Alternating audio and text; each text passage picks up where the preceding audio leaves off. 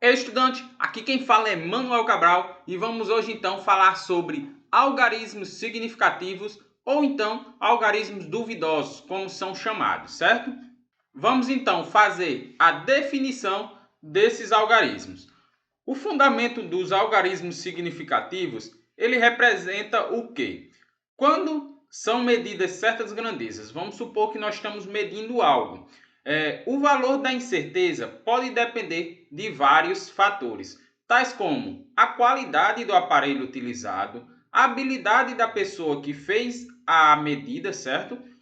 Ou o número de medidas realizadas também envolve dentro de um parâmetro. Vamos supor que você vai medir um rolamento. Dependendo então do aparelho que você está utilizando, se você utilizar uma régua, ali não vai ter uma precisão tão grande. Porém, se você já utiliza um micrômetro, você já vai ter uma precisão maior, certo? Bem maior do que com a régua.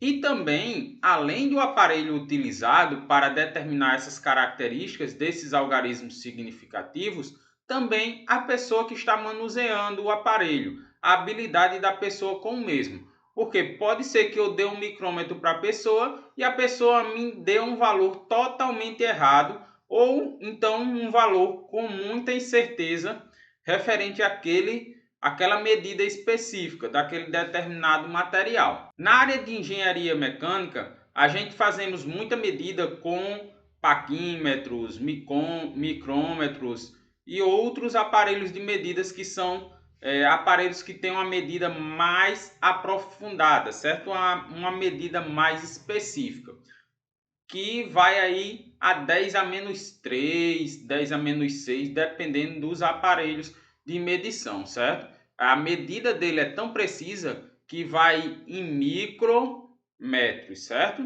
É muito preciso essas medidas nesses determinados aparelhos.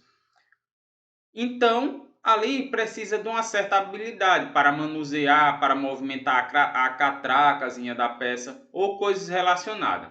E também, de acordo com que você vai fazendo medidas sobre uma determinada peça, se você for lá repetindo medidas, abre vamos supor, o paquímetro. Você encosta o paquímetro, mede, folga, aí encosta novamente, mede, e fica nesse tipo de movimentação, ali vai ocorrendo microfissuras, certo? Vai sendo danificado ali a peça.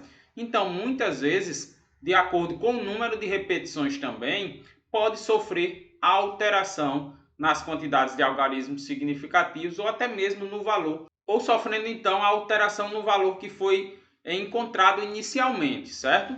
Pode ser, temos esses três coisas que podem influenciar na medida dos algarismos significativos de um número, que é o aparelho utilizado, a habilidade da pessoa que está medindo e o número de medidas. Temos aparelho, habilidade e o número de medidas. Esses três parâmetros estão muito relacionados com os algarismos significativos. Você pode pensar em algarismo significativo como sendo um dígito sobre o qual se tem confiança sobre qualquer medição. Vamos supor então que você vai fazer o seguinte: vamos supor que você vai comprar uma cerâmica e o vendedor da cerâmica informa para você que aquela cerâmica ela tem 1 metro por 1 metro, certo? Então, você viu que aquela cerâmica tem 1 metro por 1 metro.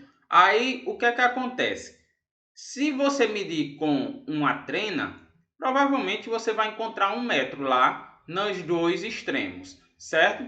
Porém, no caso, o que é que acontece? Se você pegar um aparelho de medição muito mais preciso, um aparelho que meça aí além do metro, inclua centímetros ou até milímetros, provavelmente você vai encontrar ali um valor ou um pouco para mais ou um pouco para menos, certo? Então, nós temos a confiança de que ali tem 1 metro, porém ele pode passar de 1 metro, nem que seja 1 milímetro, certo? Então, o primeiro algarismo, que no caso o 1 metro, nós temos a confiança. E os demais algarismos são os algarismos significativos, os algarismos que nós temos dúvidas, certo? Por esse motivo, então, que é chamado de algarismo duvidoso, que ao realizar a medição de um determinado objeto, nunca teremos a medida exata. Isso porque o último algarismo sempre será um algarismo duvidoso, certo? Nós nunca vamos ter a certeza absoluta deste valor em questão. Em qualquer número, o algarismo duvidoso será sempre o último algarismo, contando da esquerda para a direita. Por quê? Porque você não vai poder representar um número desde o início, vamos supor aqui, 3,245, você não vai poder desde o início representar aqui o 3 como um algarismo duvidoso. Por quê? Porque é o primeiro número. Se você já representa esse termo como um algarismo duvidoso, como é que você vai ter a certeza dos demais termos, o 245, por exemplo? Como é que você vai ter a certeza que este valor realmente equivale a isso? Então, por esse motivo, sempre é representado dessa forma. Vamos fazer uma contextualização assim de forma mais visível, certo? Vamos lá. Walter pediu a um amigo para medir a temperatura da caixa de água de sua casa, certo? Ele foi lá medir a temperatura. E o amigo dele disse o seguinte: Walter, a temperatura da caixa da água da sua casa está a 22 graus Celsius. Neste caso, o algarismo duvidoso é o zero, pois não sabe ao certo, se o valor no caso é 22,01 ou 21,99 ou 98 ou qualquer coisa do tipo. Não se sabe ao certo. Então, a partir desse momento, o número zero aqui, ele se torna então o algarismo duvidoso, certo? Ele se torna um algarismo duvidoso. Por quê? Porque nós não sabemos. É igual quando você vai medir a temperatura do seu corpo. Você chega lá e vamos supor que você coloca o termômetro para medir a sua temperatura. Você viu que estava com 37 graus. Vamos supor então que você estava aí com 37 graus. Você não sabe se era 36,95, 37,12. Por quê? Porque você não tem esses demais parâmetros. Você apenas mediu os 37 graus.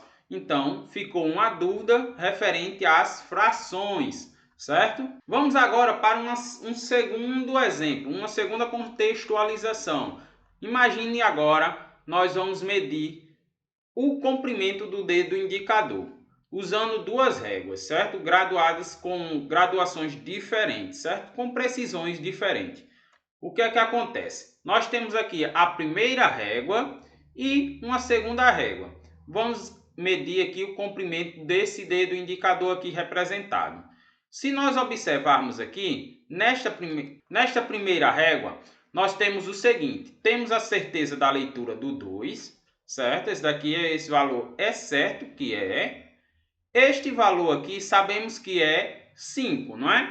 Então, sabemos que ele é maior do que 2,5, porque o 2,5 está aqui entre o 2 e o 3. Porém, sabemos que ele está aqui entre o 0,5 até do 2,5 até o 3. O valor está aqui dentro desse termo. Então, vamos adotar aqui como um 7, certo? Mas pode ser que seja adotado o 8, pode ser que seja 9, nem tanto, porque não está tão próximo do 3, nem está tão próximo do 2,5. Então, vamos adotar 7 mesmo como critério, certo? Adotamos então o 7, fazendo o quê? Fazendo um chute, uma aproximação do valor. Então, nesse caso, nessa leitura da primeira régua, nós temos uma leitura do valor de 2,7. Onde o 2 nós temos certeza que é, o 7 no caso já nem tanto, já é um número duvidoso, certo? Aí agora vamos analisar a segunda régua. Na segunda régua, essa graduação dela já foi feita diferente. Enquanto aqui está de meio em meio, aqui no caso está de 0,2 a 0,2, cada espaçozinho desse. Então, a gente consegue observar que nós temos 1, 2, 3. A linha está passando acima da graduação de 0,2. Então, nós temos aqui nesse segundo caso uma precisão maior do que a primeira, certo? Onde nós já podemos informar, chutar que é 2,8. Mas temos agora uma dúvida, que é: este valor é 2,79 ou 2,81? Então, com isso, tendo essa dúvida em questão, tendo essa dúvida pairar, a gente fazemos o quê? Inserimos, acrescentamos o valor de um zero. Por quê? Porque no caso é o algarismo duvidoso, certo? Se nós tivéssemos uma outra régua, uma terceira régua, com uma precisão ainda maior, a gente iria conseguir obter mais termos, certo? Então, por esse motivo que nós notamos que o comprimento aparentemente fica em cima da medida. Porém, não podemos ter a certeza se o valor ele parte para 2,79 ou 2,81. Então, por esse motivo, chamamos e consideramos esse número como algarismo duvidoso, certo? A forma de representar, geralmente, o algarismo duvidoso, a gente passa um traço em cima, certo? Esse, no caso, quando estiver um traço em cima de um determinado número, é porque não temos a certeza se aquele número é exatamente zero, certo? Pode ser mais ou pode ser menos. Por esse motivo que é representado com um traço ou ele em negrito, certo? São as duas formas de representação do valor do algarismo duvidoso. Agora sim, por qual motivo é que utilizamos então algarismos duvidosos, algarismos significativos? Para que serve isso? Esses algarismos servem basicamente para o seguinte caso. Vamos supor então que você precise, encaixar um rolamento em um eixo. Vamos supor que você precisa encaixar um rolamento em um eixo. Ali, o rolamento ele não pode ter folga, mas porém a precisão ali é muito alta. É necessário ser uma precisão de 10 a menos 6 metros, certo? A precisão ali é muito alta. Por quê? Porque tratamos ali de micrometros. Às vezes, tipo, um 0,01 faz uma diferença absurda no espaço no rolamento. Por quê? O rolamento ele não pode ter, ele tem que rodar, movimentar, as esferas que estão dentro. Aí no caso o rolamento ele tem que movimentar a pista, os rolamentos que estão dentro. Porém, se dentro ou fora tiver mais justo do que o normal, o rolamento não vai rotacionar normal. Por isso que às vezes você escuta carros com alguns roncados, motos às vezes até amarrando, a bicicleta mesmo, que geralmente a maioria da gente já andou de bicicleta, a bicicleta fica roçando ou coisas desse tipo. Muitas vezes são os rolamentos, porque ou eles estão folgados, ou estão muito arrochados, ou então estão danificados mesmo, beleza?